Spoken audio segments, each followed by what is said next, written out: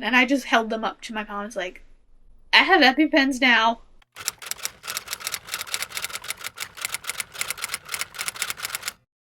Hello everyone, welcome to this week's video. This is going to be both a very long and very heavy video, hence we are in my chair.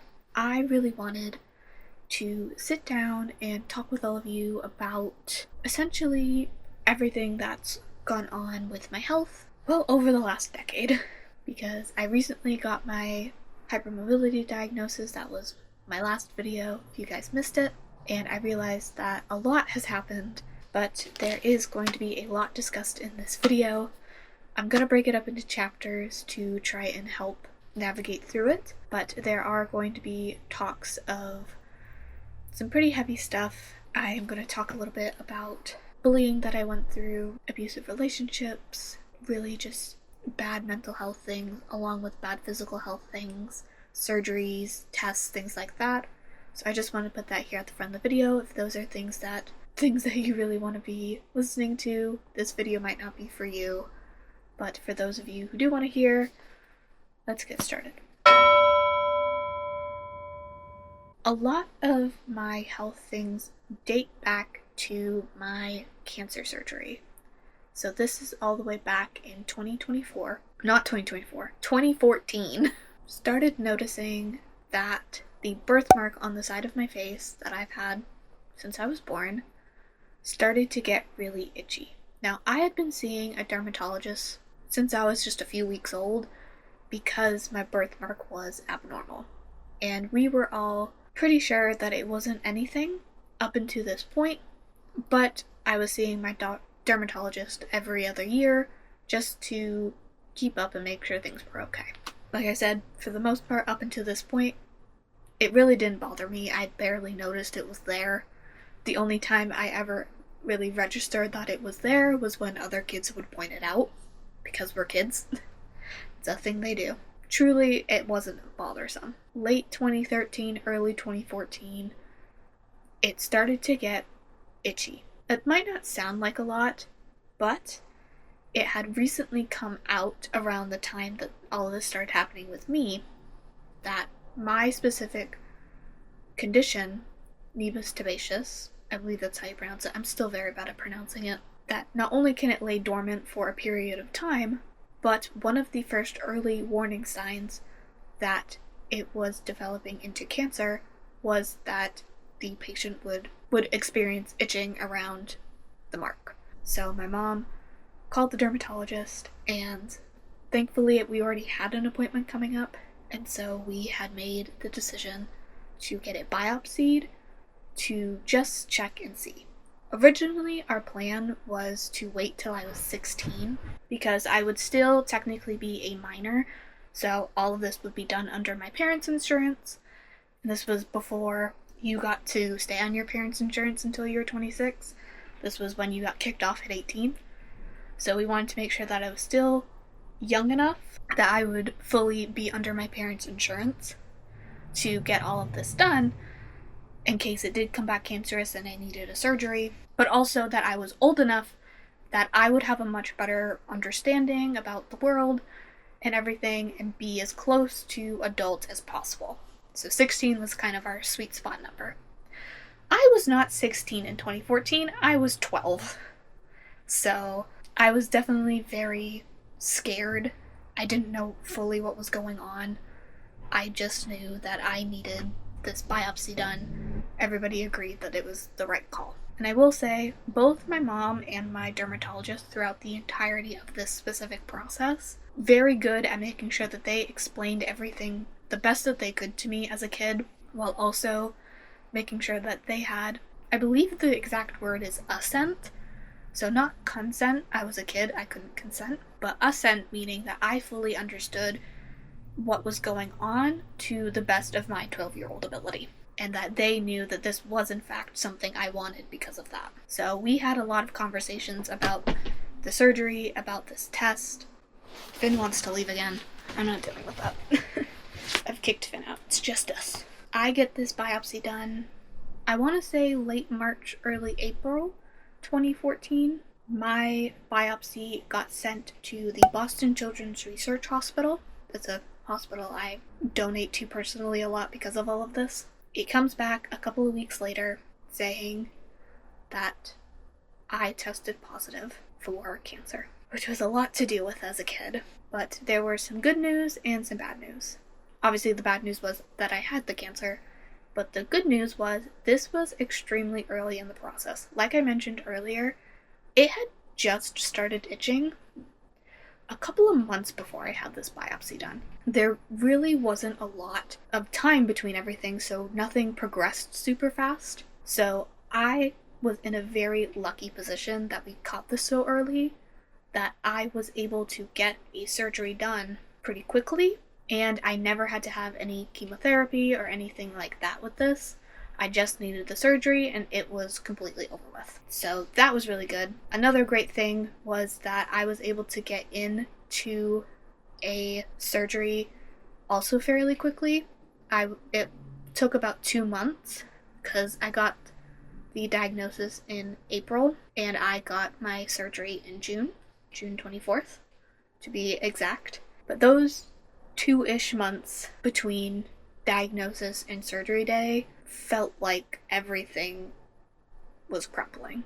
Speaking more to the personal side of everything, my want for this was I wanted to tell my personal friends of the results and what happened. I also wanted to tell my coach and maybe a couple of teachers that I trusted, but I really didn't want anybody to know what was going on. I wanted to just tell the people I wanted to tell, have my surgery over the summer, spend the whole summer just recovering and resting, and then to come back to school the next year and see if I really wanted to talk about it more or not. And I had a feeling that if I would be talking about it more because it's on the side of my face, it's kind of obvious. That didn't happen. What ended up happening was I was able to tell my friends and a coach that I trusted. They all seemed relatively supportive about it, especially my coach. She was very much like, do what you gotta do, loop me in, but take care of yourself, which is great. I went to go start the school day, and a teacher, was a close personal family friend, came up to me in the middle of... She came up to me in front of everybody, gave me a big hug, and started talking a bit loudly about what was going on and that she hoped that I would get better. And I just sort of pushed it aside and said, oh, thank you, but I don't want, just trying to make it stop because I didn't want anybody to know. By that afternoon, this teacher had told the majority of the school that I had cancer and I was getting a surgery over the summer and that everybody needed to pray for me to get better. I was mortified. I froze. I was so terrified and scared. This was the exact opposite of what I wanted. I didn't want anybody to know what was going on. Most of the school didn't even know that I had this biopsy done. People had seen that I had a bandage on my face, and I had told them that I had a test done that required it, but that's about all anybody knew. So instead of spending the last 2 months of school trying to just have everything be more normal, just kind of wrap school up to head to summer to get the surgery done and try and keep things normal, I instead spent those 2 months being treated, looked at, and feeling like I was like a walking germ. That I started getting looks in the hallway that were either pitying or disgusted, and this was the start of me getting bullied for the next 6 years because of my health. And there were friends that I did not get the chance to tell yet because they either weren't at school that day or I just didn't have time because I had to attend classes and stuff, that they found out because this teacher told them, not because I told them. And I do think that hurt some of them. Obviously, that isn't in my control. I did not want this teacher telling anybody. I had no plans on telling this teacher at all. And that is something that still makes me very angry to this day. That there are people that I wanted to tell that never got to learn the way, like, they didn't get to hear it from me. They had to hear it from somebody else. Cutting to surgery time. The surgery went over well. No big complications. This is something that freaks a lot of people out, but I was awake for this surgery. Like, I was, like, laying down, and I could smell, hear, everything, which was an experience. They wanted me awake because it was on my face, and there's a lot of nerves, because it's up by my ear. So they wanted me awake to talk, and to answer questions, and just be on the safe side. But that also means that I have a very distinct memory of this surgery, of my surgeon on top of me, doing his work, being very professional, him trying to get me to relax a little bit. And so he thought it would be very funny to start singing the song on the radio, and that song was Shake It Off by Taylor Swift. So, needless to say, I have never listened to that song the same. In fact, I might be the one person in the world that liked the way that she re-recorded Shake It Off, because I can now listen to it without more flashbacks. Yeah, surgery goes over well. I get home. This is when a lot of those friends that I had didn't get to learn about this surgery. I think really it made it clear to me how much it hurt them, because I sat in my room for weeks and I didn't talk to anybody. Obviously I talked to my mom and my sister who live here, but my friends, there was nothing. Nobody asked about how the surgery went. It wasn't even a thing of like maybe they got the dates wrong. Truly, everybody pretended like it wasn't happening.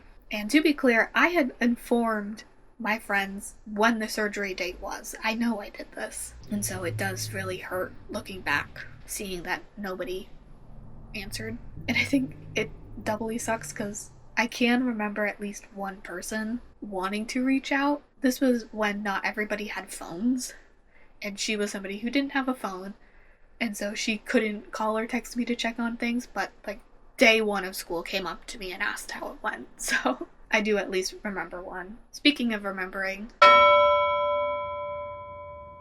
this next chunk after the surgery is kind of gonna get lumped together, not because of anything specific, but because I have huge memory gaps now from this period in my life. Like, I remember the surgery, the summer that happened, and like up to school, but after that, 7th and 8th grade are pretty much gone. Freshman and sophomore year are also pretty much gone. So there's like a 4-year gap of my life that I just don't remember. I have like very small memories here and there, but they're very difficult because it's very hard for me to tell, at least right now, a memory that actually happened and what's my brain kind of just piecing things together. This next portion is really kind of gonna just be a rapid fire of the things that I do remember from that 4-year period, because this was also the period of time that a lot of my other conditions started creeping up. I have a suspicion personally, I do not have this confirmed by anybody. The reason everything cropped up post-surgery isn't because something happened at the surgery that triggered everything. I just think it was the stress of everything kind of making everything worse and pop up a lot sooner. And I say this because, especially with my hypermobility and my POTS symptoms that I have, a lot of people that experience this don't experience the worst of it until they hit like 17 or 18. Like, that's more of a typical time frame. And of course, that's around the time that you're graduating high school, moving up to college for the first time, living on your own. So understandably, there's a lot of new stresses in your life at that point. Well, I have a new stress at 12 years old, and it's that I had cancer. A little different. I remember starting to feel a lot more pain in my joints and starting to really struggle off and on with getting up and down the stairs in the school. I did dance and field hockey at this period in time. I do remember really struggling. I do have a knee injury from field hockey during that time, and I do know that that's the knee that I feel the least stability within, so I know that has something to do with it. This is also when a lot of my GI symptoms started. This was the portion of time where I was throwing up 3 or 4 times a week. Well, I didn't know why at the time. Very sick all the time. Wasn't able to attend a lot of school because of it. What I didn't realize at the time, which I'm slowly learning now, was also the start of my POTS symptoms as well, of fainting and pre-fainting symptoms and a lot of that creeping up. In terms of my friends around this time, this is when my friends kind of started treating me in one of two ways. They were either the friends that were super concerned about my health and were really trying to get me to talk about it, but I just really wasn't up for it. It was just too much all at once, too much to explain. But also we were kids, so I'm those friends that were actually very sweet and kind and trying to help. I don't put any negative will, no ill will on them. They were genuinely trying to help, but it was just a lot to explain, and half of it I really didn't understand what was going on, so I couldn't explain it to them. They were trying their best. The other group I do have ill will to, and that is the group that saw me declining and saw everything that was going on and pretend like it wasn't happening, and when I tried to bring it up, gaslit me into thinking it really wasn't that bad, or are you sure, and all of that. Well, yeah, that's basically how it started. Truly wanted to pretend like nothing was happening. When I wanted to talk about my feelings and my grief about my cancer, it was dismissed. Oh, you should be over that by now. Are you sure? Are you just trying to get attention? Like, why are you still talking about this? Very much a group of friends that were like thinking that they were being helpful, I think. At least that's the only conclusion I can come to, is they think by having me ignore my own feelings that it was gonna be helpful, because if I wasn't talking about it, it wasn't happening. That's not helpful, to be clear. Very mean, very awful. That then starts us to 8th grade. Specifically, my 8th grade farewell dance. For anybody who does not have this and does not know what that is, basically, it's a dance at the end of the year when you're an 8th grader going into high school, that you're saying farewell to middle school and graduating to high school. And one of my friends asked if I would attend this dance with her as a date. And I very politely said that I would go with her, but only as friends, because that's the only way I saw her. I had no romantic feelings towards her. We were strictly friends. This is the friend that would then go on to hurt me. I have a really hard time right now saying whether or not it was truly abuse, what this friend did to me. I'm still trying to figure that out for myself. So know that when I speak about it in this video, there are parts of it that feel very much like that, but I am not personally in a space where I feel confident talking about that. I think that might be a video down the road to talk about, if that is something I want to speak on, after I speak about it to my personal therapist more and I have a bit more of an understanding of everything that happened.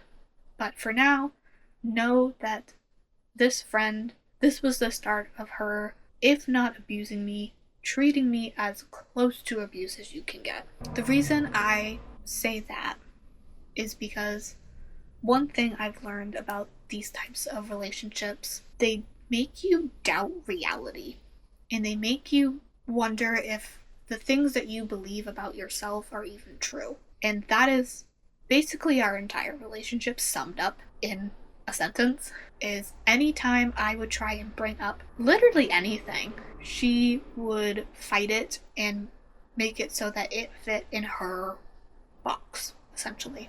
As I was growing and changing, as teenagers do, naturally, she wouldn't let that happen. And so I spent a lot of this period of time after this dance in the beginning of high school with her, basically trying to grow and trying to become who I wanted to become, which is a very normal thing for teenagers to do, to push against limits, push boundaries, to be met with her very aggressive, berating ways. An example I bring up because I've recently gotten into K-pop a little bit more seriously because I found a group that I like. I love Stray Kids. They are very fun. I love their music. But I originally was going to get into it with Blackpink when they first started blowing up in the United States, which is around this time. And I remember simply stating, oh, what member was it? I think it was Lisa. One of them I had pointed out in a music video, and I just said that I thought she was very pretty. Because I think that she was very pretty.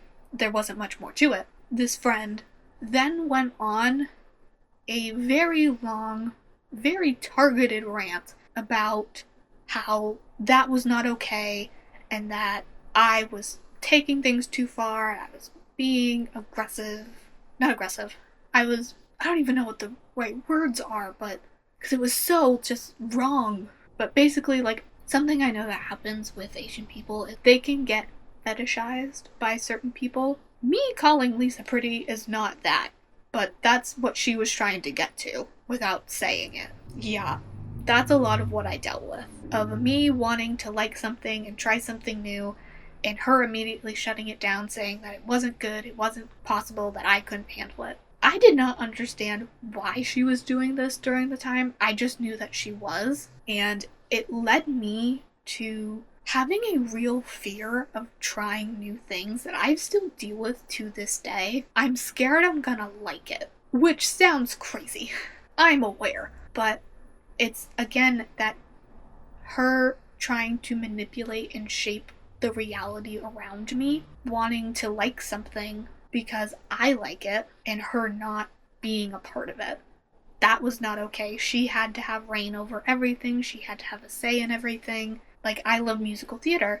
Well, she also liked musical theater. So that made sense to her, and that was allowed. But me liking something that she had either no direct interest in or hadn't looked into yet, that was not okay because I couldn't do it on my own in her mind. And that gets into being disabled specifically, is she had this belief that I was incompetent, basically. That I was this innocent little lamb that needed to be protected and shielded from everything, that I couldn't do anything on my own. Which is not true. I'm a very capable person. I'm able to do a lot of things on my own. But in her head, no, I couldn't do it. And of course, with my health getting worse and worse, I really didn't have the energy to fight her on this. And so she kind of just got to rule roost in our friendship for a while, because even the moments where I was aware of what she was doing, I was lucid enough to figure it out, because the other times I was in too much pain or too brain fogged and out of it to recognize what was going on. When I was able to, fighting her never felt worth it. The last thing that kind of happened during this piece of time has to do with my pediatrician. Now, this is a story I have covered on this channel before, but I want to reiterate it in this video because I think it's really important to the story and just to talk about in general. So I had a pediatrician. She started becoming my pediatrician, I think around the time that my cancer surgery started, I think a year or two before that, up until I was about 16 years old. This pediatrician was horrific. And I say that with my entire chest.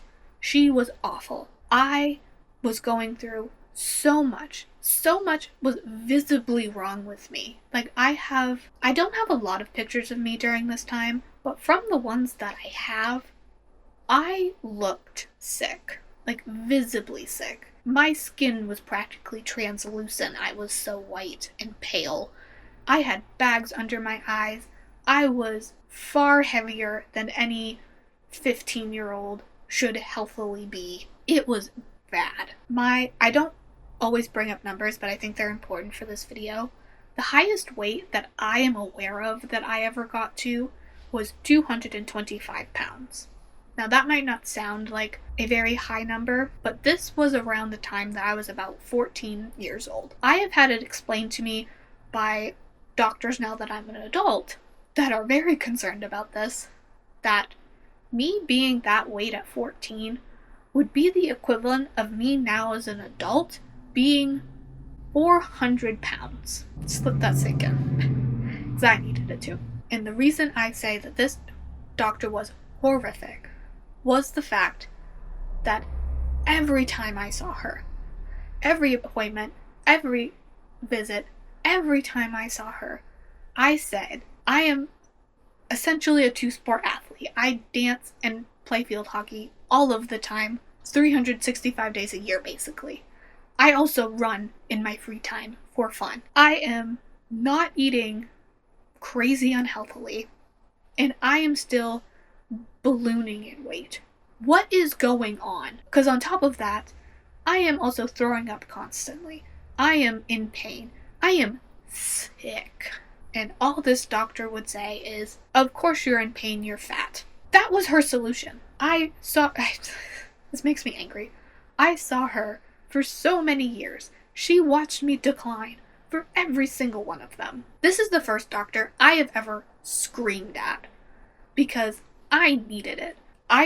When I screamed at her, this was after my field hockey injury I brought up earlier on my knee.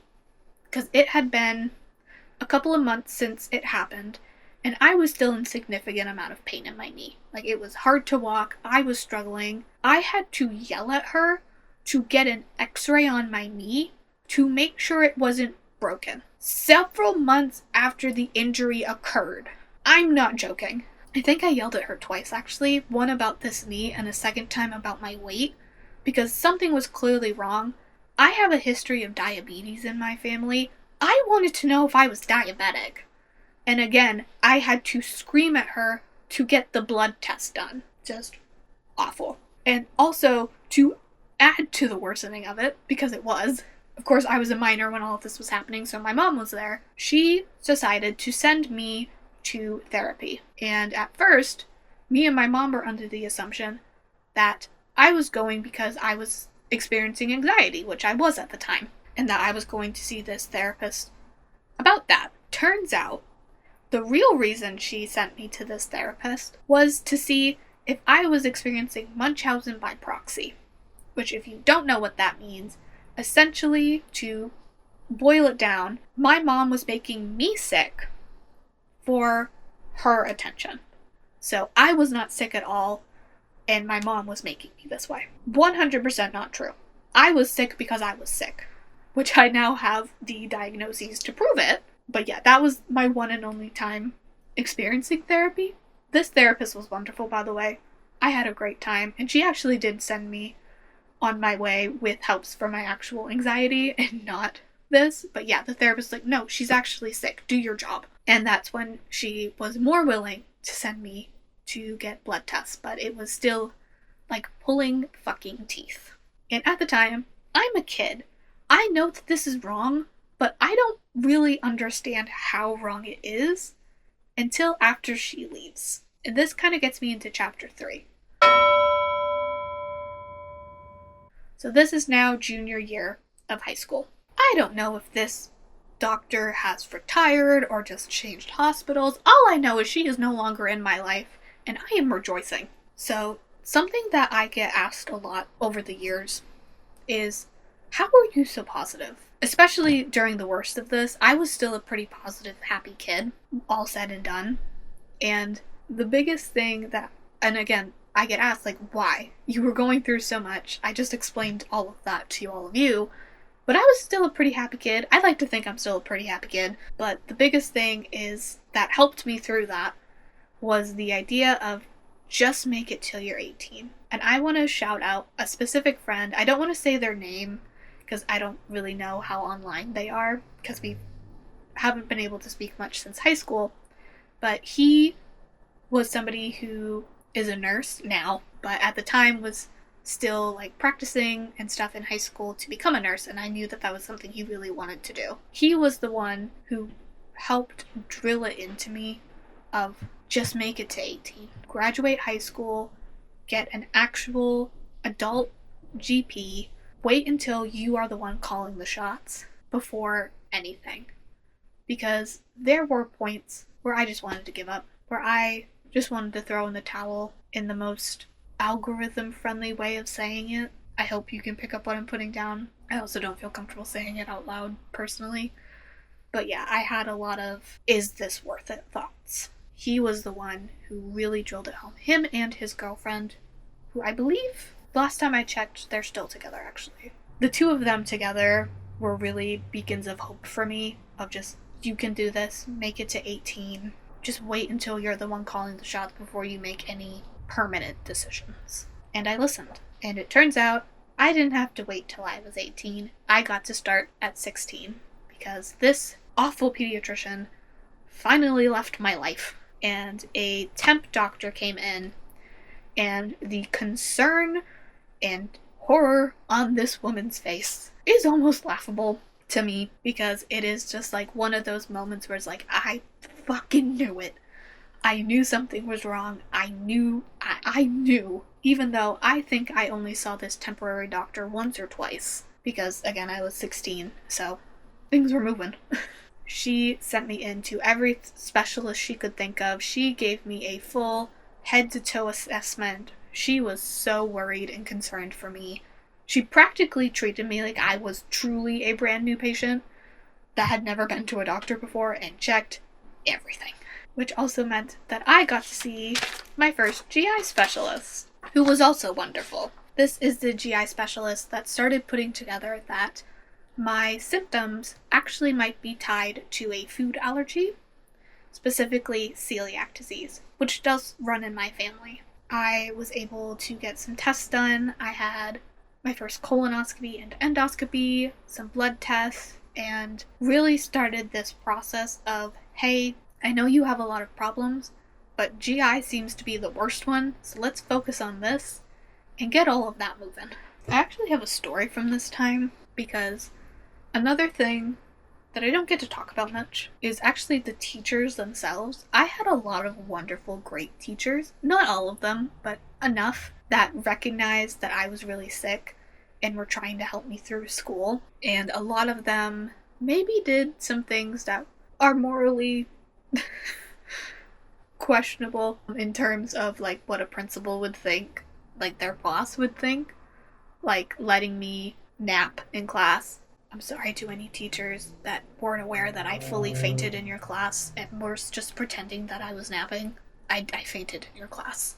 Teachers that marked me as present for the entire class when I was there for maybe like 10 minutes. That way it wouldn't show up on my records that I had missed school. Because loophole I found, attendance counted for the full day and not against you as long as you were at school for at least half a day.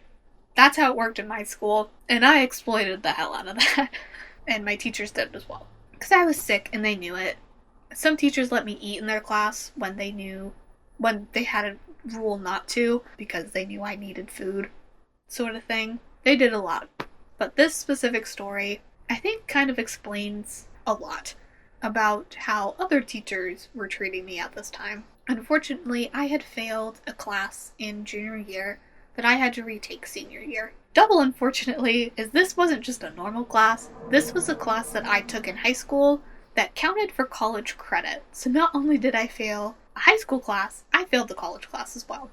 But I was able to explain to the university that this was partnered through, that I was really sick, and the reason I had failed was because I had just been struggling a lot junior year. And so senior year, I asked if it was possible to let me retake it online. And they said yes. And so I was able to do it, and I aced it. I did really well, and I'm very proud of that. I hand in my transcript to my guidance counselor, their front office, and I wanted to double check that they didn't need me, because the week that I turned this in was also the week I had that colonoscopy and endoscopy. So I knew that I wasn't really going to be there at school very much that week, so I wanted to make sure that all I had to do was hand them this transcript and everything would be handled. And I was assured that that's exactly what would happen. So, cut to the next week, colonoscopy, endoscopy are done. Not next week, the end of the week. And it's actually the day after I had the procedure done. I probably should have stayed home because I was a crampy, pained mess.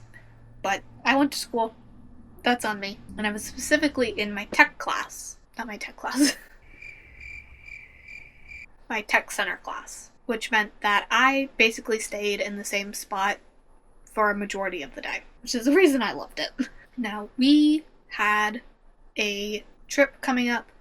Now, because my tech center isn't technically a part of the school, we actually have to get the principal to sign our permission slips to let them know that we aren't going to be at the school on that specific day because we're going to be on a field trip. So me and two of my friends from the class have a moment of time where things are kind of laying low. We've wrapped things up, and we decide that we are just going to walk to the principal's office and see about getting our permission slips signed. Just the three of us together.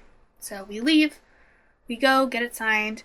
As we're walking back, my guidance counselor spots me, stops me, says, "We need to talk right now." Okay, what's up? He goes, "We need to talk about your grade.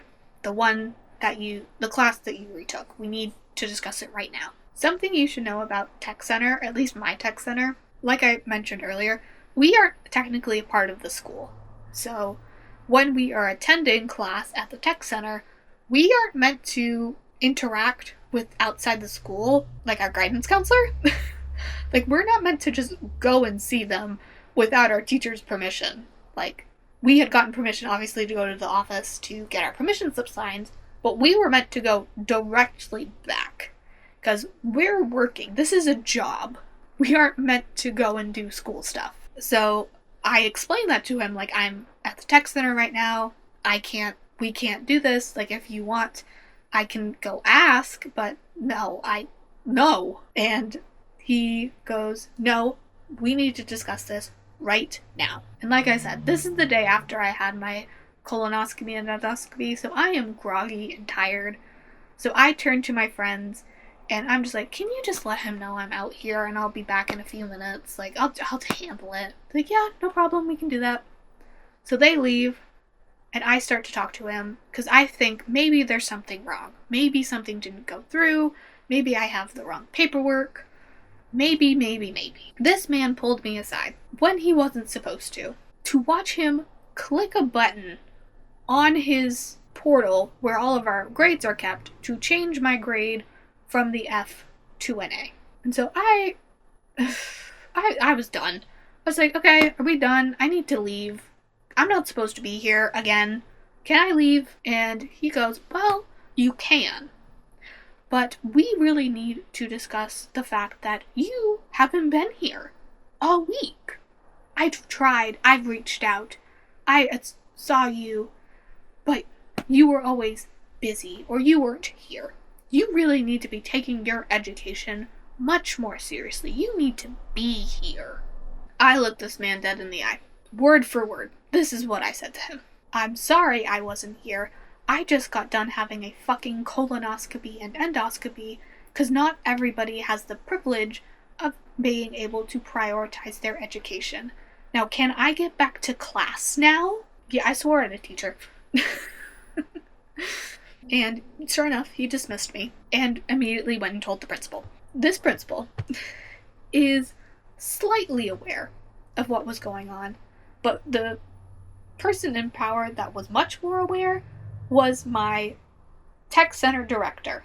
He is extremely aware of what was going on and was very supportive of helping me through a lot of my health things, to the point where most of my appointments I tried to schedule on days that I had my tech center class, because I knew that they were chill about me needing to go see the doctor more than my other classes. I mean, he even told me, like, "I would rather you go during tech center time, not because I don't want you here, but because I would rather you make sure you are attending your normal high school classes fully than, us." Especially because we have so much time in the day. And my teacher specifically also had this philosophy. Because this happened during tech center time, the principal had to talk to the director, and my director completely came to my defense and informed him everything that was going on. So the next week, the principal actually comes to talk to me, because, I cussed out the guidance counselor. I should probably be talked to about that. So I had to talk with the principal, but he was very understanding, hearing about all of my health issues. Honestly, he just wanted to know, like, why hadn't you said anything? Why, like, there's nothing in your records on our end, there's nothing here, like why is this not being discussed? And I was honest with him, was like, because my pediatrician prior wanted nothing to do with it, so I had nothing to show for it. I'm only now getting answers as a senior in high school. We tried to figure out something that would work better for me for just getting through senior year, making sure that I was able to complete high school. But nothing ended up solidifying, not because of a lack of effort or a lack of trying, but because of the pandemic. I graduated high school in 2020. The last half of my senior year was spent online in my house. But what that meant was I had even more time to go see pediatricians, or to go see doctors, but also to get my first adult GP and see some GP doctors. And I was able to see my first adult allergist and get my first official diagnosis of my wheat allergy and my MCAS. That was a bit of a whirlwind for me because it happened a lot faster than I anticipated. I literally remember one of my, the first time I met this allergist, I went in and it's like, okay, we're going to do very specific testing. He didn't want to do the poke test, which if anybody doesn't know, who hasn't had an allergy test before, the poke test is when they poke a very small hole into your skin with an allergen on it, and they wait for a bit and they check to see if you develop hives from it or not. If you do, it's positive. If you don't, it's negative. Yeah, so I had a poke test. I didn't have wheat done because we were pretty sure I had a wheat allergy.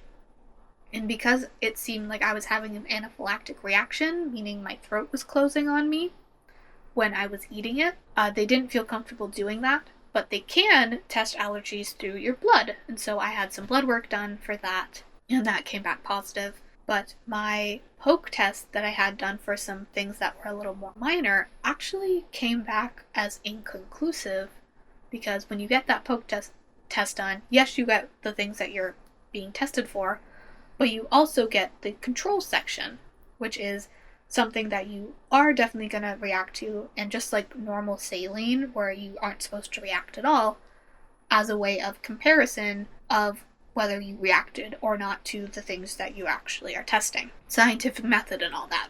I reacted to the thing that you're not supposed to react to, just the saline water, which is how we started going down the path of that I actually had MCAS and started on allergy meds that helped me not have such severe reactions. I still need to take allergy meds to this day, and I probably will on and off for the rest of my life, but it isn't something that I need to take consistently anymore.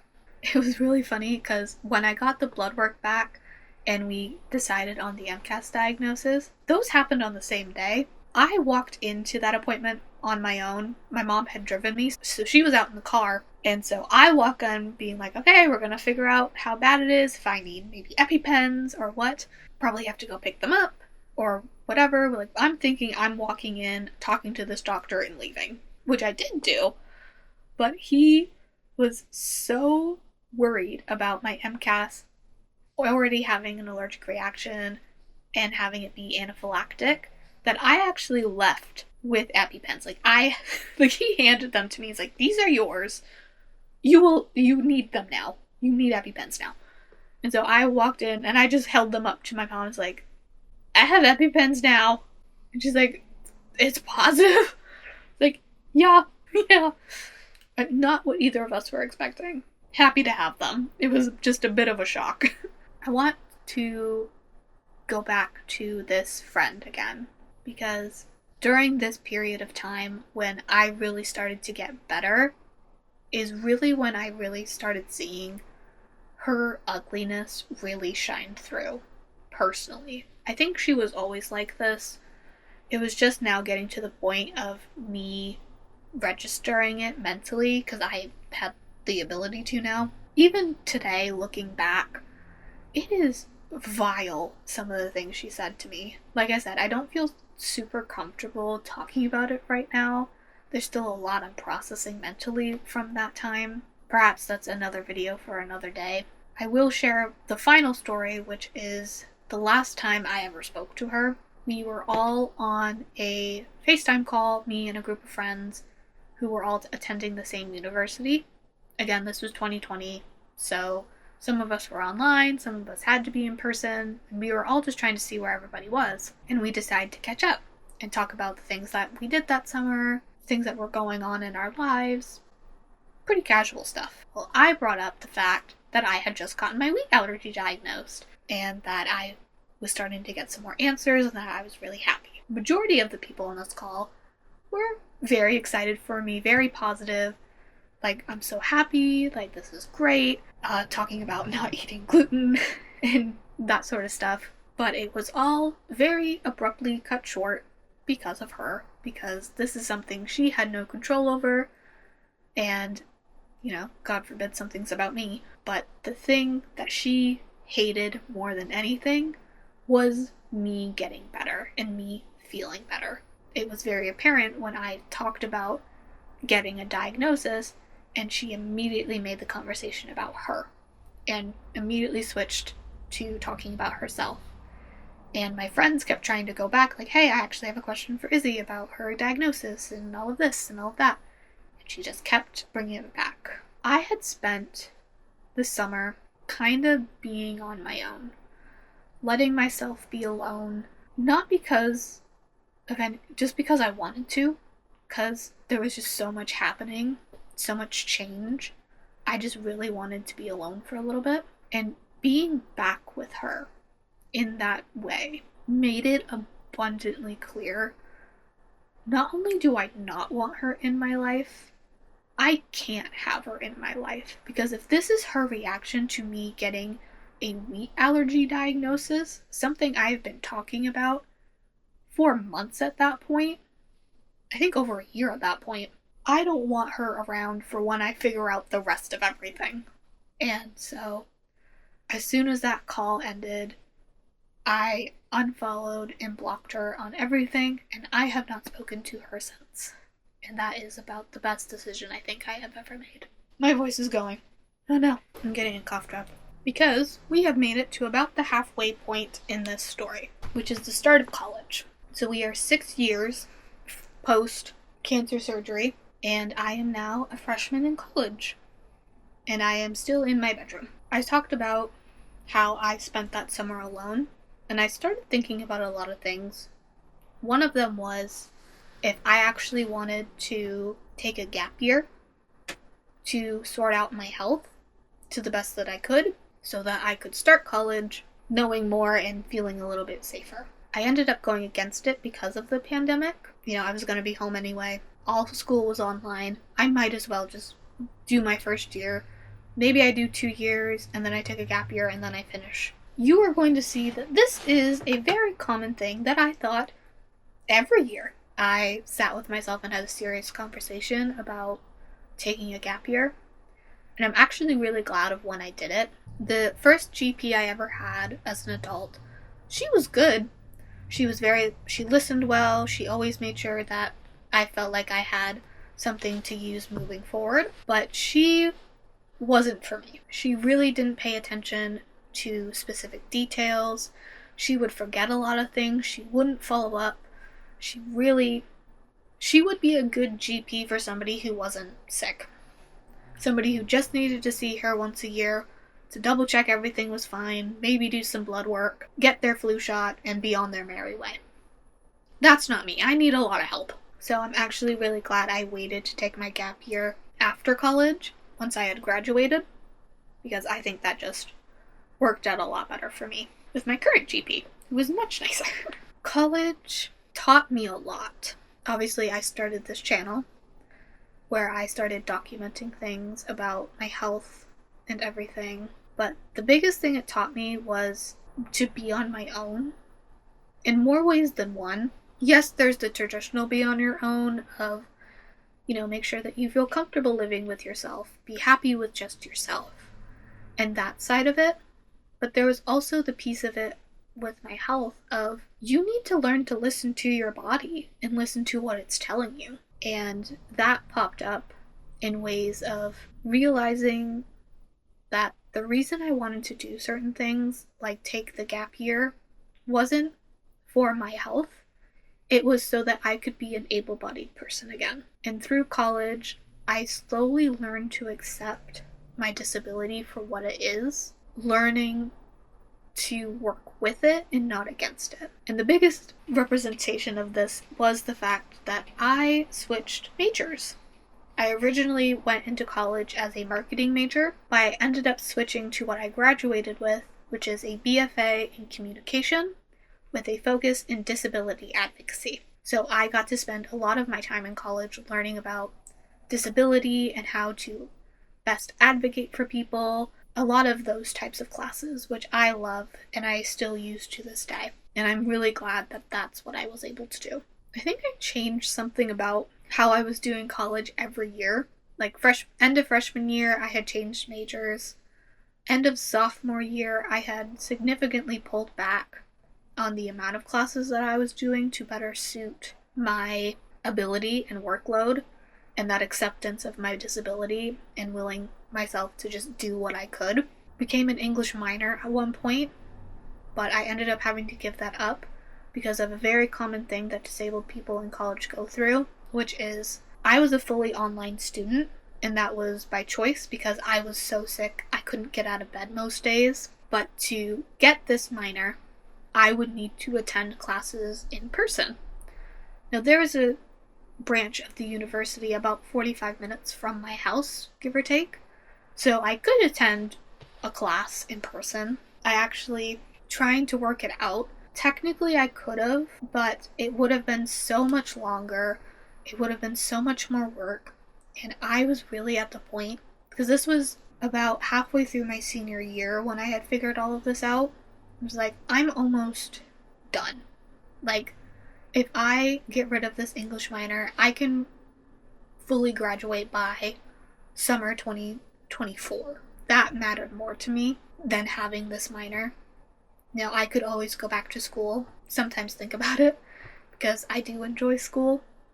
Like, I can always go back and get the minor, get another bachelor's degree, get a master's, whatever. That option will always be there. I really need to step away so that I can dedicate more of my energy towards my health. And so I ended up dropping it in favor of graduating sooner. In terms of my health, the specialist I was able to see, I started seeing an adult gastrologist. I actually only saw once. This is a bit of a story. Switched to a gastrologist in the same office of my pediatric gastrologist. So just a shift because I'm an adult now. It happens. I had met with him. We had gone over the same notes that I had with my previous pediatric gastrologist, and he decided that he wanted to do a gastro-emptying study along with a secondary colonoscopy and endoscopy. And I said, great, let's do it. Between then and the new tests that I got done, he got done, and a new gastrologist came up that I was uninformed of. I was not made aware that I was having a new gastrologist or that I had been reassigned. I had no idea. The first time I met this gastrologist, a man, by the way, was when he was going to be giving me my colonoscopy. He never even introduced himself, like, hi, I'm your new gastrologist. He just came in and started talking to me. I honestly was wondering, like, okay, maybe this is like this isn't my doctor. Maybe this is just the tech that does this test. Like, he's not actually here. So, it's a stranger. I didn't realize that he was my doctor until about 20 minutes in to our initial appointment, because he was asking me a lot of questions. And I was like, why are you asking me all of this? Like, isn't it in the chart? And he's like, well, I'm your new gastrologist, so, I want to make sure that, this is our first time meeting. It's like, you've been talking to me for 20 minutes and you're just now bringing this up? And I'm about to be butt naked while you put a camera. Oh my god. He's a man. So yeah. Regardless to say, I got very bad vibes. Rightfully so. And so I ended up kind of putting off my gastrology stuff. I got the colonoscopy, endoscopy, and gastro-emptying study done, but I held off on making a new appointment because something just didn't feel right. And I'm very glad I did. because I ended up switching to my current GP, who has been a lot nicer and a lot more on top of my health, and I'm extremely, extremely grateful for. But I also told her, like, first day that I met her, I want a new gastrologist. And I explained to her all of this, and she was equally as grossed and creeped out as I was. She's like, yeah, no, we're switching you to not only a different gastrologist, but a completely different hospital, because this is not okay. So I saw my current gastrologist, who is wonderful. The first time I met him, sat down, went through absolutely everything, and we got to this gastro emptying study.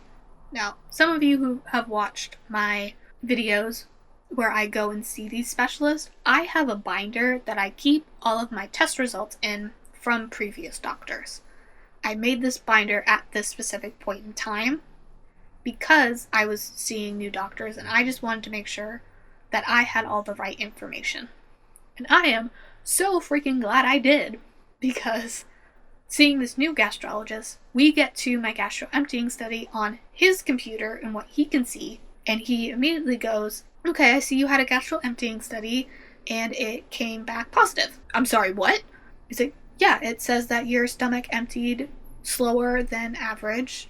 It did empty, but it was much slower than normal.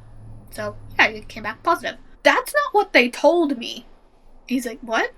And I opened the binder to the paper sheet of my results. And it says in it that my test results came back normal and I do not have a slow emptying stomach.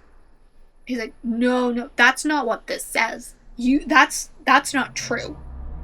My old gastrologist, the creepy one, lied to me about the test results. And at first I thought, okay, maybe it's because they were really close to normal. And therefore he was just like, no, can't be that.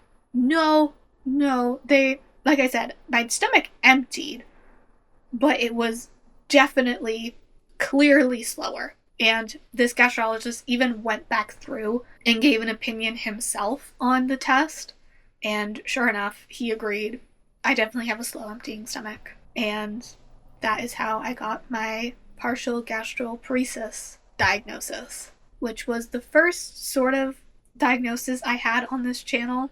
I didn't really talk about it much because I wasn't fully documenting everything yet, but yeah, that's when that happened. So yeah, this is also the period of time that I had it like a specialist speed run. My throat is something that was bothering me, so I saw an EMT. My ears were bothering me, so I saw an audiologist. I saw my rheumatologist. I saw my allergist. I saw a lot of people.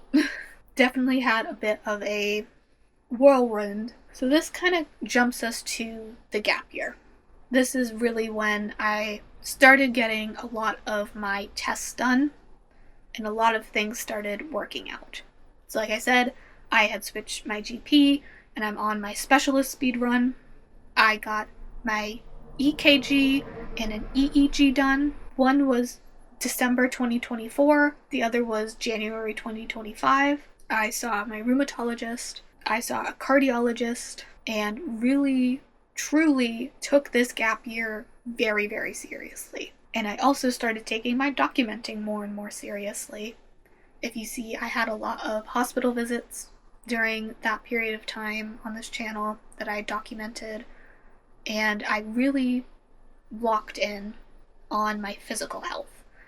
And by the end of 2025, I had a lot clearer picture about what was going on. Even though I didn't have diagnoses, I had the MCAS. Me and my doctors are pretty positive that I had some sort of hypermobility disorder as well as POTS. And of course, my GI issues. So I ended 2025 with just a lot of things answered.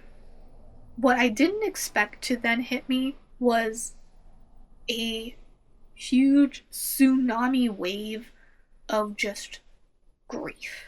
And at first I didn't know what it was. I have a little bit of a better idea now. It's like as soon as I started being able to take care of myself physically, the mental health stuff was finally able to surface, because this is also the period of time Yes, I was seeing doctors, but I was also taking steps in my day-to-day life to make things easier. I started weightlifting to help with my joint instability. I started taking my diet more seriously.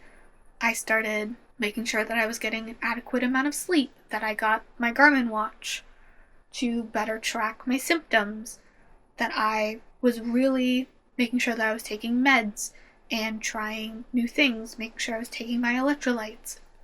Everything I could learn, I tried. If it worked, I continued. If it didn't, I stopped. That was all of 2025. It was very, very intense, but very needed, and I'm very glad I got to do it. But yeah, end of 2025 is when the mental health side of everything has really hit me. Leading into 2026, I have had a lot mentally going on.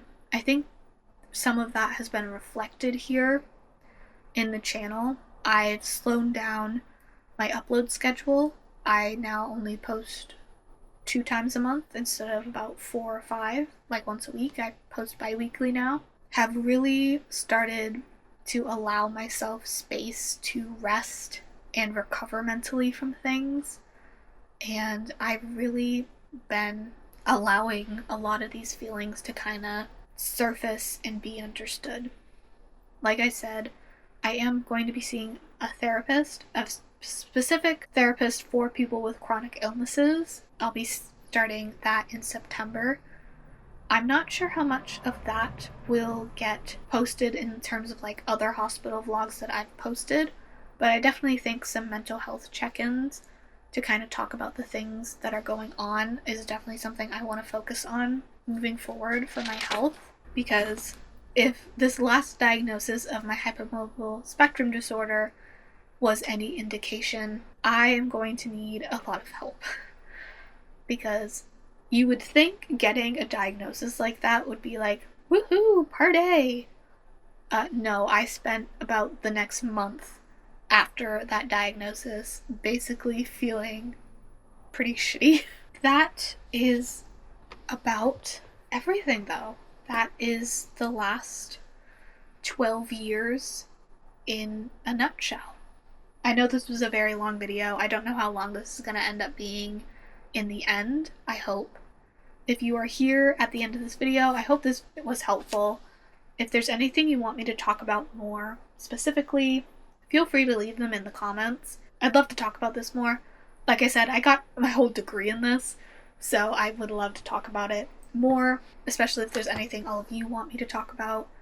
I also like this little like talking head sort of video of me just kind of discussing everything.